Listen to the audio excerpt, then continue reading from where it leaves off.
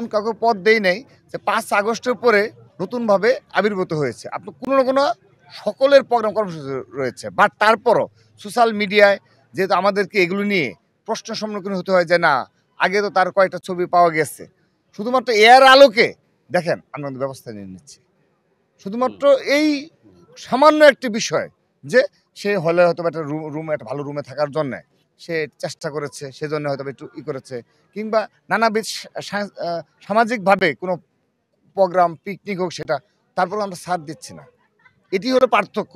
আমরা তো ডিনাই করছি না, কিন্তু বাংলাদেশে এই এমসি কলেজের ঘটনায় যারা প্রথম ছাত্রদের উপর হামলা করলো, চট্টগ্রাম কলেজে এই সরাসরি হামলার সাথে জড়িত, লালমনিরহাটে ঘটনা ঘটলো, অনেকগুলো জায়গায় কিন্তু ঘটনা ঘটছে না।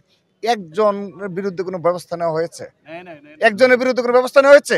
এটা ছাত্রদলের আমূল পরিবর্তন, যে আমরা ভুল হতে পারে, একটা বড় প্রক্রিয়া করতে গেলে আপনার সামান্য ভুল খুঁজে বের করতে পারে, যে এই ধরনের ভুল যেটি মানে আসলে ভুল না, তারপরে যদি আমাদের অপর ছাত্র সংগঠন যদি মনে করে যে না এটি একটা ভুল করছে ছাত্রদল, আমরা সেটা সংশোধন করে নিচ্ছি।